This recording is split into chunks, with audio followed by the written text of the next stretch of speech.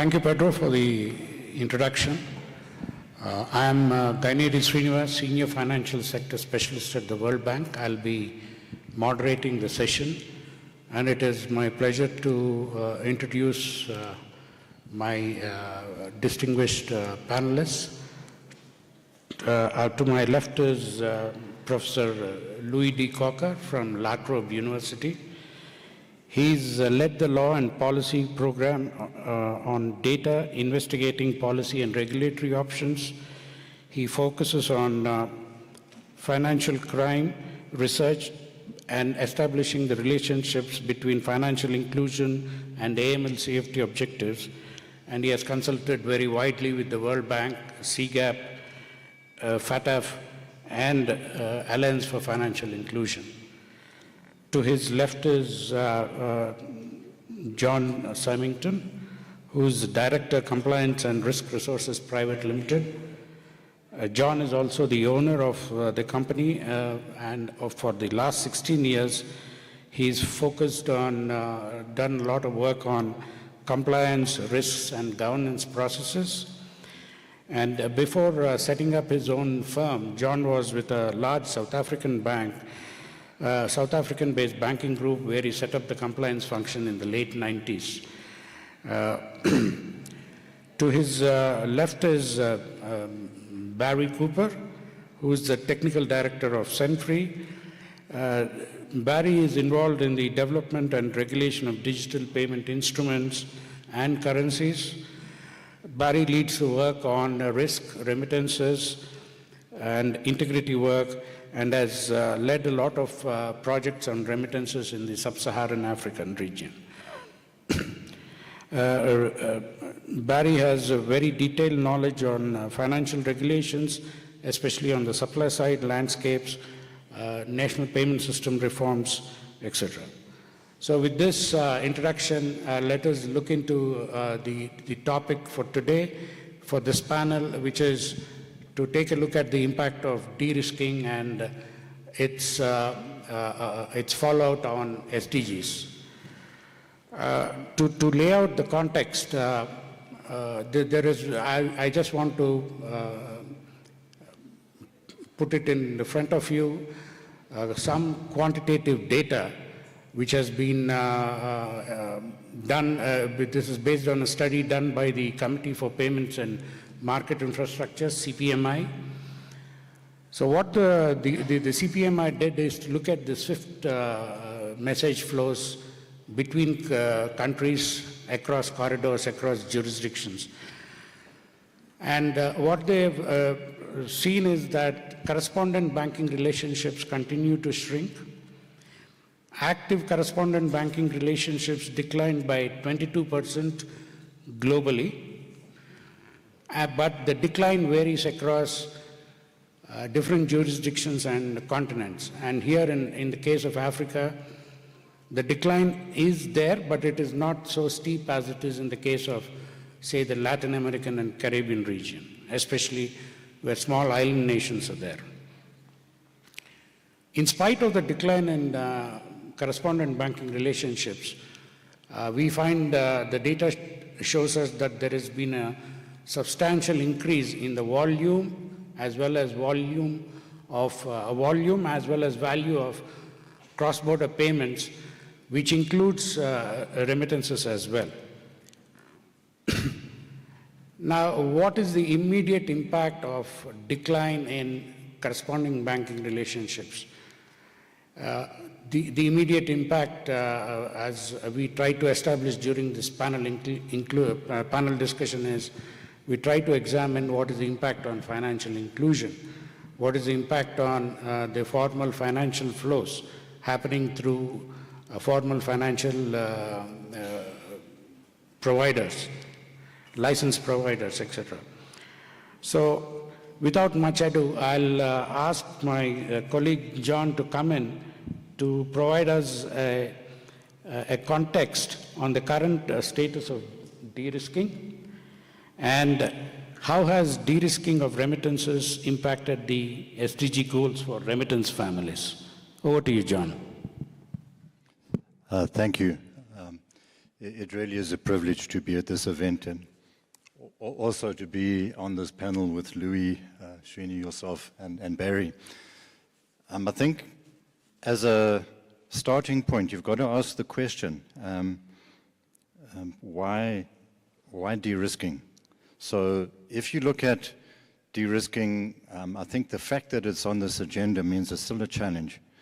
Your starting point in this journey is, what are the drivers for de-risking? You need a framework and you need a process. It doesn't matter whether you're looking at the international context, the international standards, the country policy, the country framework of regulation, and then the supervision of those obligations into organizations. And in that, just to position a question for you, for everyone in the audience, is what does success look like? And success can be different for different stakeholders. At a standard setter level, you have a vision, and there will be strategies and policies that underpin that. Through the country value proposition, you need to make law out of policy, and then you supervise that, and institutions must comply. So for me, the starting point is understanding success, and it might be very different for different role players. And I'm not saying everything's clean. That articulates into quite a difficult discussion. So success might be compliance with compliance obligations. It might be mitigation of a certain risk, money laundering risk. It's a very different thing. So the status of de-risking, I think, has got to be seen through the lens of, did de-risking come as a surprise? And if it did, who did it come as a surprise to? Was it a surprise to standard setters? If anything is a surprise, somewhere in the framework that is articulated into financial integrity and then inclusion, because what you want in remittances is the ability to have a formal inclusion of remittances that can power an economy. Any aspect of the world we're in that is surprising means that somewhere in the planning and the setting of the framework within which we're all responding, there's a challenge. So what's the challenge? I can position perhaps one or two things, and I'll be quick around it. Your starting point for me anyway is okay, what success looks like. You need to understand the outcome, regardless of who the stakeholder is looking at it. It can be international context. It can be the country, the policymaker, the regulator and the supervisor. When you make law, because as institutions you're going to be responding, and you now have the opportunity to manage risk and to mitigate risk. That frame of reference means that you need to understand what the outcome of all of this effort is. In the absence of understanding the outcome, you're going to have unintended consequences. I sincerely believe you need an honest conversation around this. Position that vision of success. I know you need political will. I know how complicated this is, believe me. As you can see, I've been around forever, and with my colleagues, many of the colleagues in the room, we've traveled on a long journey around integrity.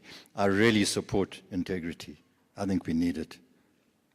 A few questions I have, but maybe I should leave them for later. I just wanted to leave perhaps those people that articulate into strategy and frame and put the framework for response together.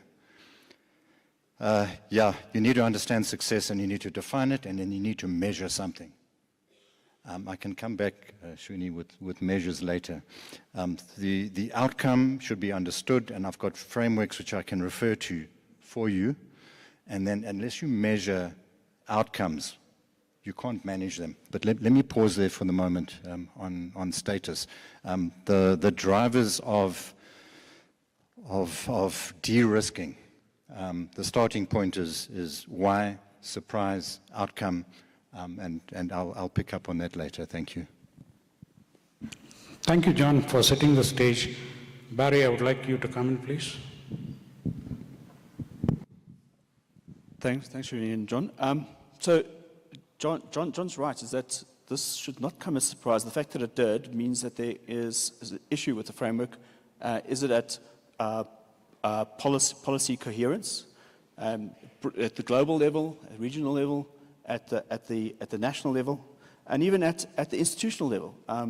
Often what comes down is not really well understood at the institutional level, and they behave very differently to what is expected. So you get a lot of these outcomes that are just really weren't intended in the first place.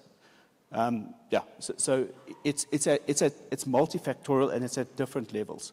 So but you need to really trace back where are the key pieces, and where are the ancillary pieces where things go wrong. And we've been doing a lot of work in and around that, just looking at the understanding of the different institutions at the regulator level, even at the regional level, and to see where, how on earth these kinds of decisions are made. De-risking, in my view, is a misnomer. It really isn't. It's risk camouflage or risk concealment. Because the risk perceives, the risk stays there. You're just pretending from an institutional perspective that I've de-risked it, and you're looking only at your institution or within your country or within your specific borders. You're not looking at the global whole to say, no, we didn't change the risk, we didn't de-risk it, we didn't change anything. All we did is we pretended it's not there. So, yeah. Thank you, Barry. Louis?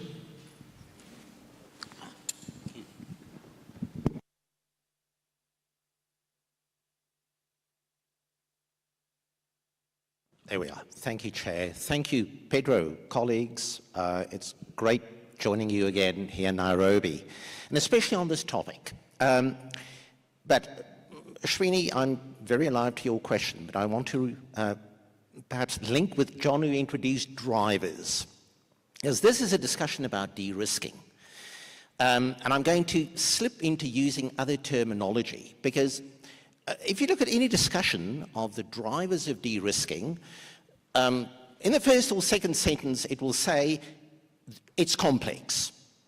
It's not necessarily all driven by money laundering and terror financing risk. And then it goes on, and it goes on to reasons that have nothing to do with risk. So as a result, there's an increasing usage of the term debanking to capture both those decisions driven by risk and money laundering and terror financing and proliferation financing risk, but also other reasons. And I think that is useful terminology to have in mind here. It's also important to bear in mind, at this discussion we focused on debanking and remittances. But the discussion is broader, because there are so many more types of businesses being affected. And particularly, starting to touch on your question, what has been worsening is the fact that a particular business segment that has also been targeted by debanking is the crypto sector, virtual asset service providers. They've also been debanked, which is a double whammy for the remittance service providers in the fintech space that may be sought by the banks to involve elements of crypto. So stepping back to the key question, has this worsened? It's certainly not improved. From my region, Australia and the Pacific, between 2019 and 2021, one bank, National Australia Bank, NAB, closed, and I need to double check it, 40,000 accounts. One bank, one of the bigger banks. This is an issue across the board. We've had a parliamentary inquiry and a Senate report on that. We've had cases brought by remitters in New Zealand trying to get the supervisor to intervene, and the court on application of the supervisor, found that the supervisor has no role to play in relation to that process. So we've been involved in this game for long, reaching back at least till 2006, looking at debanking of money service businesses then in the US. And things have not been improving. But today, I am, for the first time in 17 years, more optimistic. Now, it doesn't take a lot to make me optimistic. I was criticized yesterday by colleagues because there's a key text change coming. It's in the offing, where the word may might perhaps change to should. And I was very excited about that. They weren't impressed. But if that change is made, it's really going to improve discussions such as these. But coming back to words, and I just want to read to you a couple of words, bear with me. And while you're listening to this, try and figure out who you think might have produced this. Loss of bank access, where it's widespread and indiscriminate enough to be considered de-risking, has the potential to push countries to seek closer relationships with geopolitical competitors and cause significant macroeconomic damage to regions of US foreign policy interest. By pushing countries and financial institutions to seek foreign alternatives to the US financial system, de-risking may strengthen the influence of our competitors. To the extent it holds back prosperity, economic growth and stability, de-risking could also pose a challenge to our larger foreign policy goals, not to mention creating resentment against American leadership and exacerbating human suffering, which is antithetical to American values. Widespread de-risking could also reduce the centrality of the US financial system and further accelerate efforts by some jurisdictions to reduce their dependency on the US dollar and the US financial system. This has not been produced by an American academic or think tank. This is text in a document released by US Treasury at the end of April as part of their de-risking strategy.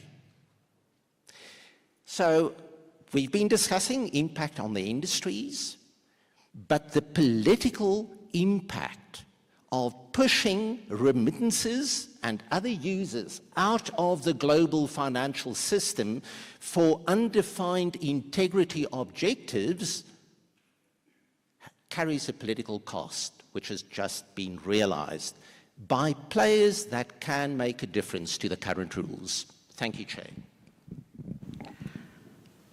Thank you, Lois, and I do share your view of being optimistic because some of the data that I've seen, and I should not be quoted on this because I could be wrong, is that the decline in corresponding banking relationships has stabilized, in the sense we do not see a faster rate of decline in corresponding banking relationships. But this is something that needs to be checked again, so please do not quote me on this. But paradoxically, as all three of you have pointed out, the decline in correspondent banking relationships has in fact increased the length of the corresponding banking chain and has led to a lot of concentration of risk, and it has led to a lot of tiering, which is happening.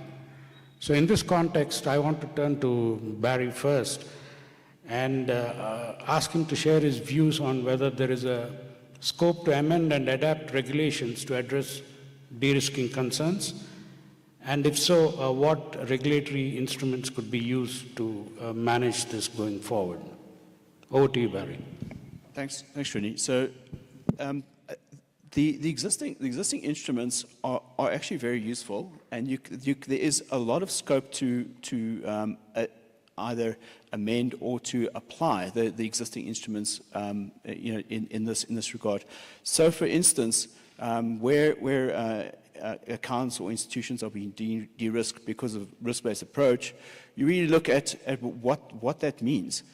Is there an effective risk assessment upon which these de-risking decisions are made? is the outcome of these decisions a higher risk to the system than not? And in many cases, what you're doing is you're just informalizing formal flows. And you're putting them, particularly when what we see is that a lot of the informal flows are quite fine. They're legitimate, but they're not in the formal system. We prefer them to be in the formal system. But significantly in the informal system, many of them can become part of broader illicit flow networks. And that's the big issue. So what you're doing here is you're taking legitimate formal flows, and because of some unknown criteria, not based on risk, it's based on perceptions of risk, you're forcing them into real illicit activities. So, I mean, so on margin, what are you achieving here? On margin, you should be net mitigated or have a lower residual risk. Are you achieving that? If you're pushing for a more stringent KYC and CDD without any purpose, without any real evidence-based risk assessments, what you're doing is you're in fact pushing the whole system into the informal.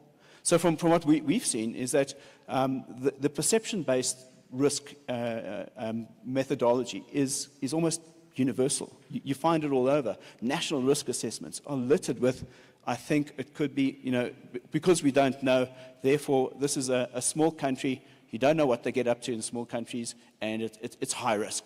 And those kinds of perceptions drive a lot of behavior and a lot of negative outcomes. So it's about evidence-based risk assessments, proper, honest risk assessments going into the formulation, evidence-based policy making, evidence-based supervision. Not, I think it could be, and that's what you find when you scratch under the surface. There's no evidence to support that. I mean, some risks can't be borne out in evidence, but the degree to which perceptions are driving risk is alarming. So in terms of instruments, you can use a lot of the existing instruments. Risk-based approach means risk-based. It doesn't mean are you pushing risks to be equal, or accounts or institutions to be equally assessed? That means that you're not risk-based. You are blanket approaches. That means that there's scope now to say, for a regulator or supervisor to say, oh, you've got a zero-tolerance approach to risk, and you've got a blanket risk approach across institutions. That is something that's not on. You are increasing the risk to the financial system, and that is a way of changing that behavior to be more evidence-focused. I don't know if that makes sense. So existing, but there's a lot of work that can be done on the policy level, particularly to understand what the ultimate outcomes are of these policy stances. So, for instance, I'll just go into Sudan at the moment. I'm getting people phoning me up and saying, we need to get money into Sudan because there's a whole lot of war, and people need remittances because they need to travel to the Egyptian border. And those people are under threat, that they're getting bombed. And the response has been, oh no, we de-risking them for the time, no money's getting through there, they need to shelter in place and hope they don't get hit. So, what is the outcome? There's people's lives that are at stake in those instances. But we are driving an unknown perception of risk with real consequences. And so I think that kind of thing needs to filter back into policy. There needs to be some kind of pushback in the policy side and get that cycle going the other way. Thank you, Barry. Lois? Yeah. That was a great introduction by Barry. And I'm going to touch on the evidence-based risk assessment. But I want to start with something that you mentioned earlier, and that is that informal is not criminal. And yet, the concepts that have taken root puts a different lens on it. Money laundering started with proceeds of crime. As a lawyer, I'm comfortable with proceeds of crime because a crime must be committed. There's clear definitions of crime, and then there's clarity whether proceeds was generated by that crime. But in the past decade, the concept of illicit financial flows have taken root. Now, what's illicit financial flows? There's a lot of definitions around of illicit financial flows, including anything that may look like not tax compliant. Not tax compliant? Some go so far, anything that may include unethical practices. Now, informal will not necessarily be unethical, but can it be fully tax compliant? And yet those questions are not asked by the same people who use these labels of illicit financial flows that have to be combated. We've got to change that.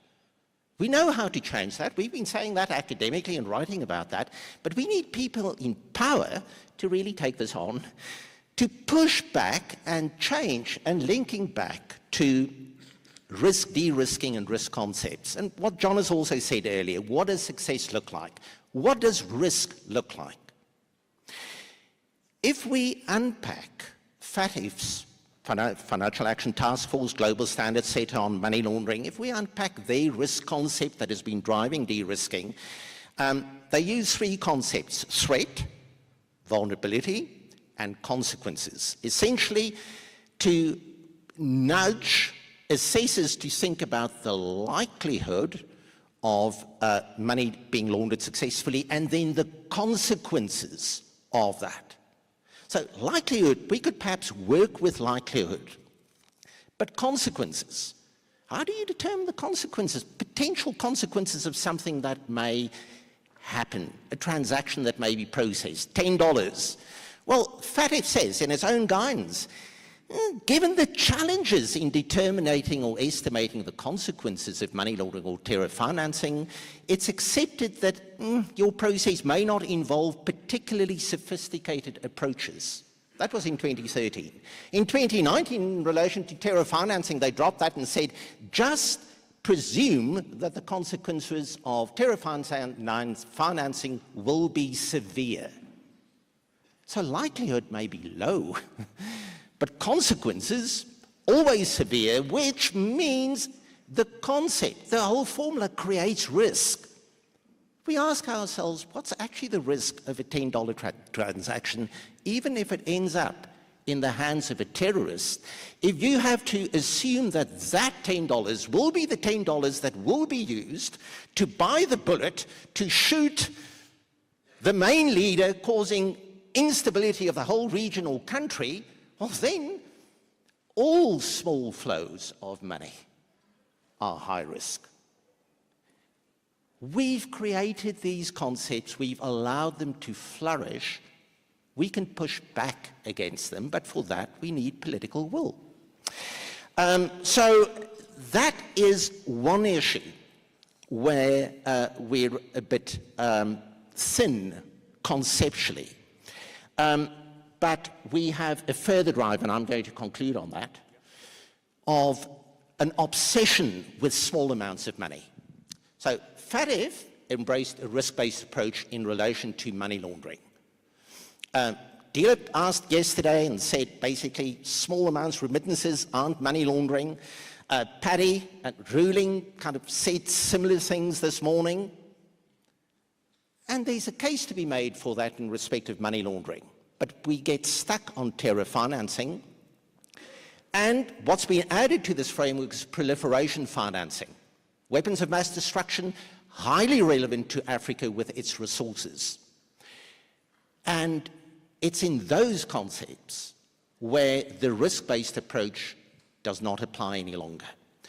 Because terror financing in part and proliferation financing totally is not based on FATF standards, but on the sanction schemes of the UN Security Council. And the UN Security Council sanction scheme is rule-based. A $1 transaction that breaches sanctions is a breach of sanctions. That's rule-based. It's unworkable, which is why the financial standard setters have turned to the risk-based approach. If we want to create space for remittances, we need to engage the Security Council to change its rule-based approach to fit with the other financial standard setters in a risk-based framework. Thank you, Chair. Thank you, Lois. John, please come in with your perspective. Thank you. I always enjoy listening to Louis. We should probably download what he knows, record it, and turn it into guidance. I think it would be helpful, together with Barry's deep understanding of how that impacts on people, those that are trying to remit within the risk context. I'm going to just lift it up one level, if I may. So you need to, Louis asked the question, so what is risk? And I think we've come such a long way. So there's a good story developing here. And your starting point is defining risk, and they're different risks. They're all interrelated. You can't separate them entirely. So what we often measure, and this is a thing that'll develop over time, is your compliance risk. So if you need to identify and verify, you must do that. What I'm saying is that often the focus is on the measure of compliance risk. You must have an identity verification. And you have to ask the question, how did we get the laws all of us have imposed on us now? And I think it was said yesterday very eloquently, we've got to develop our own context, I think. So when law is made, our definition of success as a region should be what drives the law. My view, not necessarily how best to meet the expectations. You need to do that. But your starting point is success for our countries, for our region. You've got to, you've got to be careful what you ask for, right? And you've got to be careful from whom you ask it. So if you were to ask, define risk for me, as an institution or as a country, the risk you run is that somebody defines it. And you can look at the challenges that have arisen in relation to the changes to recommendation 1 relation to proliferation financing. They are huge. And I would leave Louis to unpack that in a technical context. So you need to unpack compliance risk, money laundering risk, terrorist financing risk, proliferation financing risk, financial inclusion risk, illicit financial flows risk. They are fundamentally different things. They need to be measured, in my view, separately. And we've had quite a lot of success recently in this, together with Senfree. We have been able to engage at a data level, and we can talk about it in a technology point of view. You then have the ability to make much better decisions. The challenge is, my view, perception-driven risk responses by all players in the game. So whether it be the policymaker, the standard setter, the regulator, the supervisor, or the institution that must respond, the moment you have perception-driven outcomes, the articulation into what you're trying to achieve, I think the learning curve will be really long. How long has it taken to get to where we are? I'm really encouraged by the developments relating to the definitional context of risk. All right, so a question for you. If you want to go and find the risk principles, say I'm an institution and I would like to respond to the obligations that are imposed on me, where do I go? They don't exist. You do not have them. The international standards are quite principles-based. They allow for a lot of innovation. It's the application of them that can be a challenge. If you look at compliance standards, you've got ISO 37301, operational risk 31000.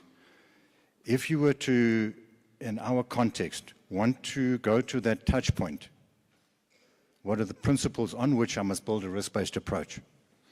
I would love you to tell me, listen, you've got it all wrong. Here are the principles.